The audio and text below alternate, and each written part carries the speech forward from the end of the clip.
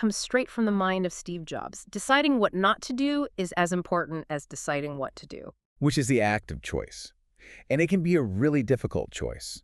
Because if you don't make that choice, if you try to keep every option open, satisfy every stakeholder, or chase every trend, then the chaos, the noise, your own default habits will absolutely choose for you.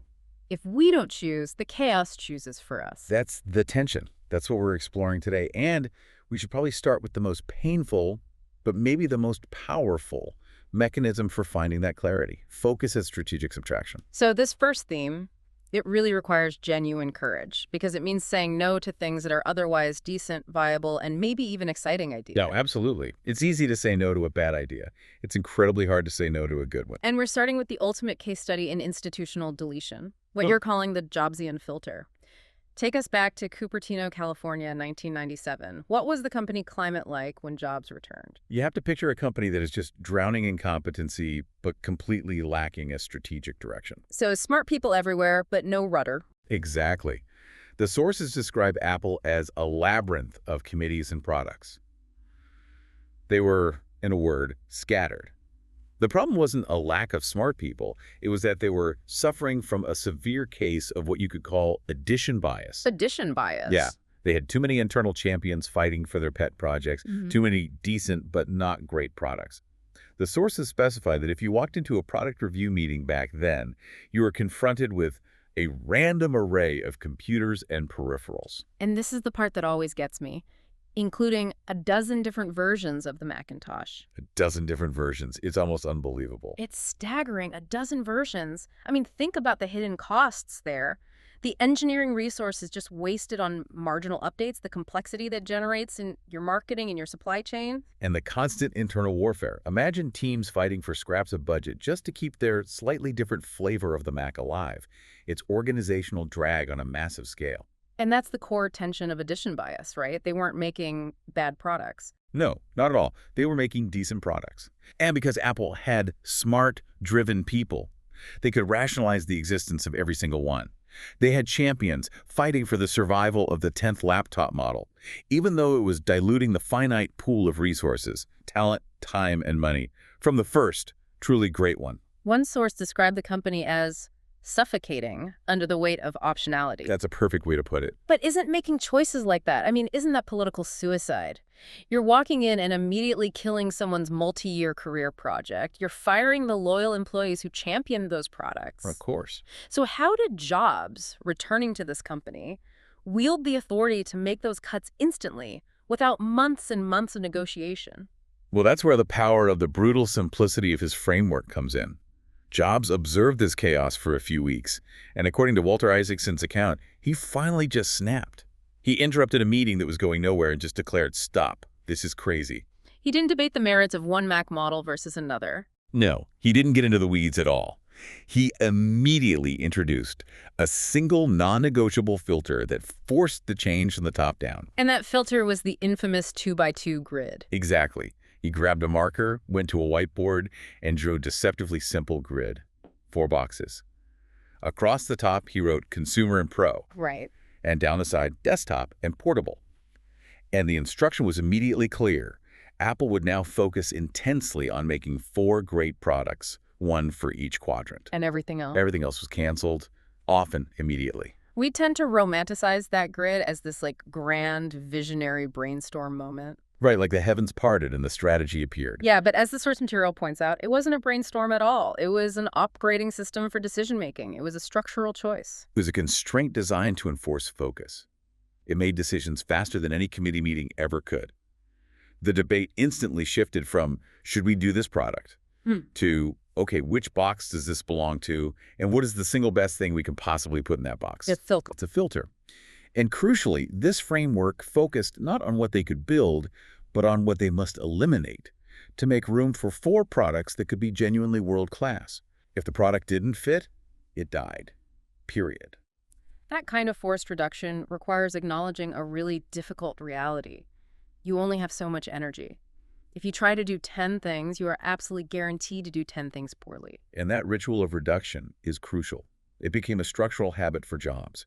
We see him continuing this practice on annual retreats. He'd take a list of 10 things Apple should do and force the leadership team to ruthlessly slash it down to just 3. So it wasn't a one-time thing. It was a muscle they had to keep exercising. It was accountability to scarcity.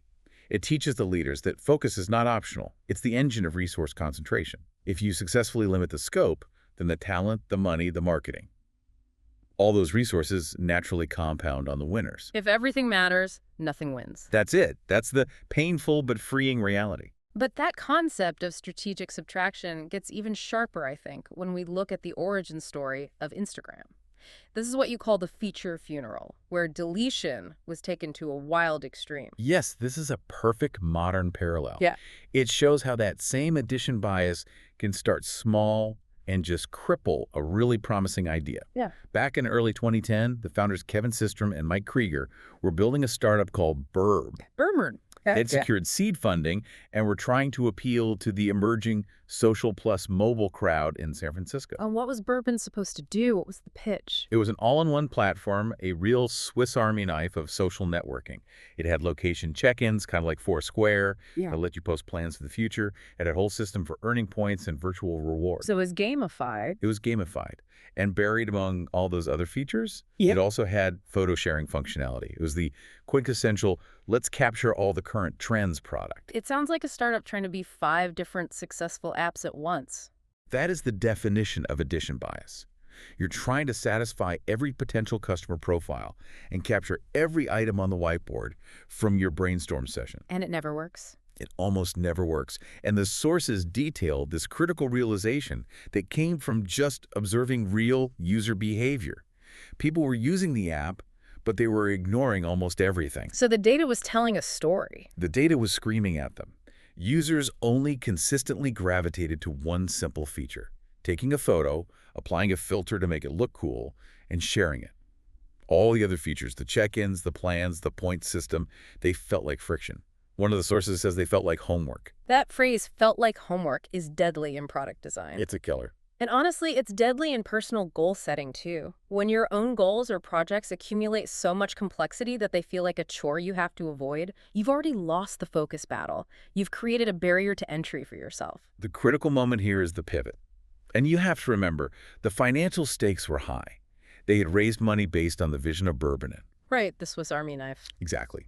Most teams facing this reality would react by trying to fix the complexity. They would add better tutorials, they'd rewrite the onboarding copy, or spend 6 months refactoring the point system to make it more engaging. They would try to optimize Burb. But they didn't optimize. They chose a radical deletion. They went full Jobsian filter on their own creation. They absolutely did. And they didn't just trim a feature, they deleted Bourbon's identity. They stripped away 90% of the functionality, keeping only that core loop.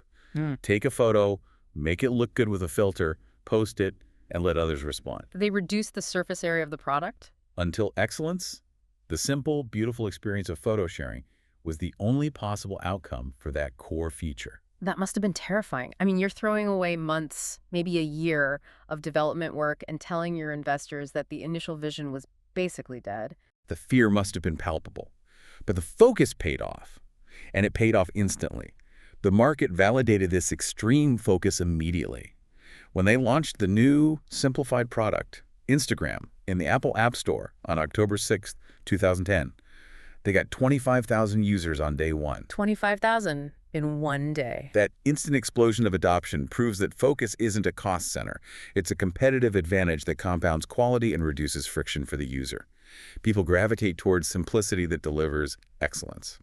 So the fundamental principle synthesizing this first section is strategic subtraction is the antidote to addition bias. Right. Addition bias is the comfortable choice adding features to please everyone, avoiding the hard conversations. Strategic subtraction is the painful but necessary choice, reducing the surface area until all resources concentrate on the one thing you can actually be great at. Precisely. So if you're out there struggling with focus, the first question should never be, what else can I add to my day? The question is, what 3 things, even good things, can I eliminate to give my primary goal the space it needs to breathe? It's about building your own 4 boxes, or running a monthly feature funeral where you force yourself to nominate one project, one task, one recurring meeting to kill or simplify. You have to cap your work in progress. You have to. It's about operationalizing the word no. and converting that refusal into a decision rule. Okay, so once you've done the painful work of subtraction and selected what you're focusing on, you have to protect it. And that brings us to our second theme, focus as environmental design and sequencing. This connects focus not to internal grit, but to external structure. When we talk about protecting focus, we have to talk about Eliud Kipchoge. He's one of the greatest marathoners in history, and his whole philosophy is built around what we're calling the Kaptagat groove. Right, and we're often mesmerized by his highest performance moment, that sub-2-hour marathon attempt in Vienna, Austria on October 12, 2019. An incredible achievement. He finished in 1:59.40.2. It was an amazing demonstration of human capability, but also just intense engineering. You had the pacers rotating in and out, the perfectly straight track, the laser projection guiding the pace car, all to ensure that metronomic 2.50 per kilometer tempo. It felt completely optimized, almost futuristic. It did. But the common shallow takeaway is that performance is all about that intense, visible moment in Vienna. But the sources reveal that the true source of his focus, the invisible choice, started long before that. It was built into the training environment itself. Which is his base in Kaptagat, Kenya. And here is the profound contrast. This high-tech, high-pressure, globally broadcast event in Austria is underpinned by a training base that is intentionally simple, austere, and free of distractions. Exactly. The training camp is not some luxury resort. It's basic. It's communal. The runners share small rooms, they eat simple meals, and their life is, as the source material notes, repetitive by design. Repetitive by design. I love that phrase. They run, they eat, they rest, they do chores like cleaning. Kipchoge isn't searching for novelty or inspiration every morning. He's wearing a deep, predictable groove into his days. And that routine acts as an external guardrail. If you remove the need to make dozens of small decisions every morning, when to wake up, what to eat, what to ignore, when to train, you dramatically reduce decision fatigue. You save that mental energy for the run itself. That's the psychological secret of the groove. Focus isn't an intensity you summon out of thin air. It's a routine you embed until it becomes automatic. Most people's default habit is novelty, chasing switching tasks, checking feeds, buying new tools, adopting new goals every week. Right, the shiny object syndrome. Exactly. Novelty feels productive, but it just scatters attention and it drains that finite reservoir of willpower you need for actual deep work. I find the concept of the Kaptagat hour terrifying, honestly. How so? It sounds incredibly effective, but the monotony, the sheer boredom of having today look almost exactly like yesterday, that might actually be the hardest part of the focus training for most of us. It is the hardest part. Our brains are hardwired for novelty.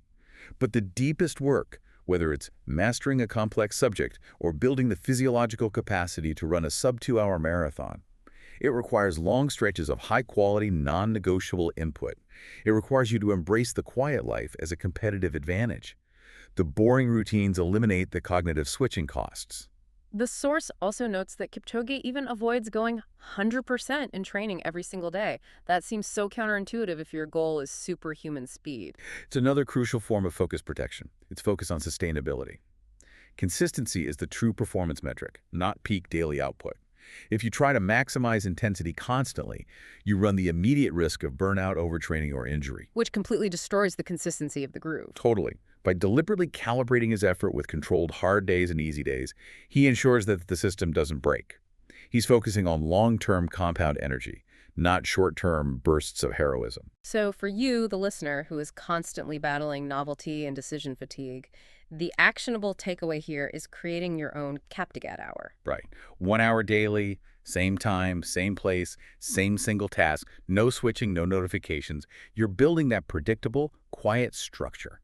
So your most important work has a protected window to exist in. It sounds simple, but it's not easy. And you have to be meticulous in logging the essentials. Just like an elite runner meticulously tracks their mileage and physiological data. To protect your groove, you need to track 3 numbers. Minutes of deep focus achieved, 1 meaningful output resulting from that focus, and critically, 1 distraction that successfully stole your time. You can't protect what you haven't measured and identified. I like that. Okay, from the runner who mastered repetition, we move to the businessman who mastered sequencing. Jeff Bezos and the founding of Amazon. This isn't about cutting things from a messy portfolio. It's about selecting the perfect starting point, or what we're calling the Amazon beachhead. This takes us back to 1994. Bezos is working in finance, and he sees this incredible exponential growth rate of the web. He has the ambitious vision to build an everything store. the everything store. That's the grand vision. But the focus decision was not about what he wanted to sell eventually, but what he should sell first to build an unassailable foundation. He listed about 20 different products that could be sold, everything from music to software. So why did he choose books first? On the surface, it seems like a low-margin, bulky physical product, not an obvious choice. It was pure focus selection strategy based on identifying the unfair advantage that the internet offered. He wasn't thinking about margin initially. He was thinking about the customer value proposition. He explained that books are incredibly unusual because they have a massive catalog that no physical store could ever hope to stock. How massive are we talking? Well, his research showed that music, which was the next closest high-volume category, had only about 200,000 active CDs in circulation at the time. Books, however, had over 3 million titles in print worldwide, and 1.5 million just in English. That difference, 3 million versus 200,000, that is the secret sauce of the beachhead strategy. That difference is astonishing, and it highlights the genius of his focus. His unfair advantage was selection, and he chose the single arena books where selection mattered more than anything else. The internet offered something fundamentally better than a physical experience could. Exactly. The internet's superpower was its ability to transcend physical constraints, and books were the product where that superpower could win decisively and immediately. This is the difference between having a grand ambition and executing a focused strategy. Bezos had the ambition to build a store for everything, but he constrained his execution to books first. Get that right. This strategic sequencing allows energy and resources to compound in one area before you try to spread them thin. Right. So focus is not a permanent cage. It's a commitment to a sequence. The default habit for most entrepreneurs, or even people starting a new hobby, is breadth first. We'll launch multiple product lines to diversify risk, or I'll try 4 different investment strategies at once. Yes. That scatters energy and guarantees mediocrity across the board. The beachhead strategy is the opposite.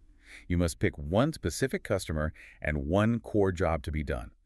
Build an advantage that is fundamentally better for that narrow scope, win that arena completely, and only then do you expand.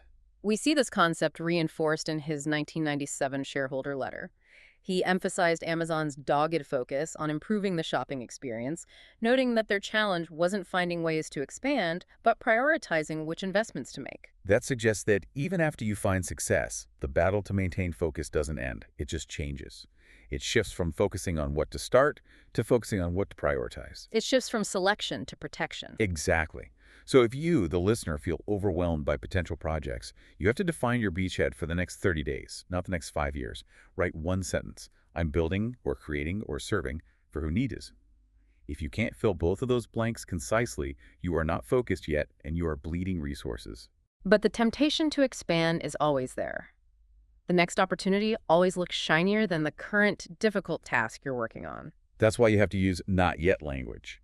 Don't say a full no to those tempting expansions. That can feel too restrictive. Instead, you label them later only after the beachhead is solid and generating revenue or success. Focus is about doing the first thing so completely and so successfully that the next logical step becomes inevitable, rather than trying to do everything at once and fracturing your effort. We've covered subtraction, what to cut, and sequence, how to structure your effort. Now we have to address the inevitable. What happens when that protected process gets hit by chaos, by pressure, by genuine failure? Right. Our third and final theme is focus under fire, the rehearsed response. When pressure hits, whether it's an unexpected crisis at work or a physical failure in competition, the stakes are very real. Our brains default to survival mode, which typically means widening our attention. We start scanning for threats, we panic, we mentally time travel into the negative consequences of failure. It's a spiral. It is. And this is where the depth of your training pays off. The best dramatic example is Michael Phelps in Beijing 2008. The stage was the 200-meter butterfly final on August 13th, 2008. The pressure was immense. He was chasing history, his 6th gold medal of those games. And almost immediately, disaster struck. Right after his first turn, his goggles began filling with water. For a swimmer in a sprint race, losing your vision is catastrophic. I can't even imagine. It means losing orientation, your timing, the ability to sight the wall, which is critical for a fast finish. In a butterfly sprint, misjudging the wall by an inch can cost you the race and completely ruin your momentum. For most athletes, that moment triggers raw panic. You're forced to improvise. But Phelps didn't panic. He finished the race, he won the gold medal, and he even set a world record. After the race, he just casually explained he couldn't see anything, but he had to trust his timing. That level of calm suggests he wasn't improvising at all. He was operating on a completely different level of preparation. The source material confirms it. It wasn't hope or raw talent that carried him through. It was a preloaded script. This is the genius of Coach Bob Bowman's training approach. They didn't just drill perfect execution, they drilled contingency. They practiced swimming in the dark, they practiced with equipment failures, they practiced worst-case scenarios over and over. The insight here is so profound. Under stress, you don't magically rise to the level of the occasion, you fall back to the level of your preparation. Absolutely. The training provided a reboot to training button. So while the water was blurring his world and the chaos was external, Phelps narrowed his focus instantly to internal controllable cues. His stroke rhythm, his lap pacing, and the internal stroke count that told him exactly when the wall should be there. He knew the number. He knew he took 19 strokes per lap in the 200-meter fly. Yeah. He didn't need his eyes, he just needed to trust the count. And he touched first, winning gold and setting a world record of 1.52.03. This gives us the cleanest definition of focus under pressure I've ever heard. Focus is the ability to return immediately to a single, measurable, controllable cue when everything else becomes noisy and uncontrollable. Yes. He couldn't control the broken goggles or the moment or the pressure of the Olympics. So he narrowed the battlefield to the next stroke, the next breath, the internal timing he had drilled thousands of times. He chose the smallest reliable handle he could find, and he gripped it. And this contrasts so sharply with the default stress habit, which is widening attention, trying to monitor every competitor, trying to fix the goggles mid-race, mentally time-traveling into the shame of losing. Widening your attention is how you lose the present moment, and the present is where performance actually happens. This lesson-controlled narrowing under fire is reinforced so beautifully by Roger Bannister's legendary attempt at the sub-4-minute mile. This was May 6, 1954, in Oxford. That was a psychological barrier that had defeated athletes for decades. It was a mythological wall. The stakes weren't just physical, they were psychological and cultural. And you have to remember, Bannister was also a 25-year-old medical student, not a full-time professional athlete.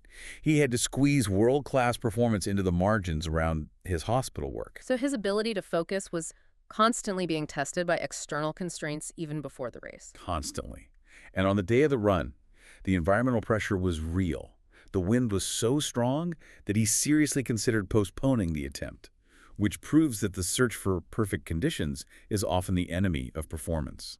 He had a plan, though. He was relying on pacemakers Chris Brasher and Chris Chataway, with structured, aggressive splits planned out. Half mile in 1.58, three-quarters of a mile in 3.00.7. Structure provides the focus, but during that third lap, we see that moment of internal chaos that we all face. Bannister started doubting the plan. He worried the pace wasn't fast enough, and he actually shouted faster at Brasher, negotiating with his own strategy in the middle of the race. That is the pivotal moment. The moment our inner voice starts panicking and trying to overwrite the pre-existing plan. What snapped him back? From the side, his coach, Franz Stampfl, shouted one single actionable command. Relax. Not faster, not go, but relax. Relax. Bannister later said that that single word penetrated him above the noise of the crowd, the wind, and his own internal doubt. It acted as a cue that forced a physiological reset. Bannister stopped negotiating with the wind, the myth, and his doubt. He obeyed the cue and focused purely on pace and positioning, just relaxing into the structure provided by his pacers. That cue is fascinating because it doesn't try to solve the external problem. It addresses the internal reaction to the problem. It brings the focus from the future consequences right back to the immediate, controllable present. Precisely. And in the final stretch, after Chataway peeled off, Bannister was running solo into exhaustion and hitting that psychological wall. He described a profound detachment where his world just narrowed, shrinking reality down to one controllable unit, the next 200 yards of track under his feet. Not the finish line, not the clock. No, only the patch of track he was running on right now. He achieved the historic milestone, crossing the line in 3.59.4. The lesson here is definitive. Controlled narrowing is the essential skill under pressure. When chaos hits, your job is to shrink the world, not expand it. You can't control the whole task, but you can control the next 200 yards, the next paragraph, the next phone call, the next stroke count. And that shrinking process needs a rehearsed system. You have to practice failure modes so the response becomes automatic. Whether it's Phelps' stroke count or Bannister's relax, Q, having a single word or single action process Q ready when the chaos hits means you fall back to your preparation, not to your panic. Because expansion feels like preparation. You're monitoring every variable, you're scanning for information, but most often it's just panic wearing a suit. Controlled narrowing is selecting the single part of reality you can influence and acting on it immediately. So we've covered a tremendous amount of ground here, looking at focus not as some mystical talent, but as a system of constraints and design choices. Let's try to synthesize these 4 dimensions for the listener one last time. Okay. First, we had subtraction. This was Jobs and Instagram. It's the courage to kill good ideas to protect great ones. We saw how converting a vague ambition into a concrete decision rule like that 2x2 grid is the antidote to addition bias. Second, environment. That was Kipchoge in Kaptagat, building simple, repetitive routine structures. Focus is a groove you wear into your days, not an intensity you summon on demand. The quiet, consistent life built through intentional design is your greatest competitive advantage against decision fatigue. Third, sequencing. That was Bezos and Amazon. Choosing a decisive beachhead, winning one small, strategically advantageous arena completely, and only then expanding. This protects your limited resources and allows your advantage to compound over time. And fourth, the reset. This was Phelps and Bannister. It's reverting to a controllable cue under pressure. When the world gets loud and complex, you win by getting smaller. One cue, one action, one single step at a time, trusting the preparation you build in those quiet moments. Now let's convert this insight into concrete micro steps that you, the listener, can implement immediately. We want to convert this knowledge into action. Right. We can combine the practical advice from the source material into 3 immediate high-leverage challenges. First, let's do the Jobs and Filter challenge this week. Okay, what is that? List 10 active obligations or projects currently taking up your time. Circle the 2 and only 2 that create the disproportionate results you want. Now, here's the hard part. Choose one thing to cut. Cancel it, delegate it completely, or drastically reduce its scope in the next 72 hours. You need to feel the pain of the cut to feel the freedom of the focus. Exactly. Okay, the second step addresses the sequencing problem, which is rampant in our multitasking world. This is the Amazon Beachhead Challenge. Yes. Define your core focus for the next 30 days in one sentence. My singular goal is to achieve X result for Y specific person or client. Once you've defined that, list 3 tempting expansions, new features, new projects, new customers that you could do. Label them later and create a physical separation. Put them in another document. You have to protect that primary beachhead from all your own internal attempts at diversification until it's actually successful. You do. And finally, the third step addresses chaos, the Phelps Reset Challenge. Identify your 2 most common chaos triggers, the things that usually make you spiral. Like a surprise deadline or an unexpected email from a difficult stakeholder. Or even just seeing the morning news. Then choose one single word process cue to use instantly when that trigger hits. If the trigger is panic over scope, your cue might be slice. If the trigger is anxiety about a presentation, your cue might be steady. And you rehearse that word right now, so you fall back to preparation, not panic. That's the key. This entire deep dive, it fundamentally challenges the assumption that most of us carry around about performance. We think excellence comes from constant addition and heroic effort. But the reality, shown through these elite case studies in business innovation and sport, is that excellence is not a moment of intensity. It is the inevitable consequence of your protected process. Focus often feels like restriction. It feels like you're denying yourself options. But in reality, it is the key to competitive advantage. By removing the energy sinks, the decent ideas, and the unnecessary options, you allow your focused energy to compound dramatically, making peak performance an almost boring inevitability. It's the ultimate paradox of high performance. You don't find focus by adding discipline. You find it by ruthlessly subtracting options.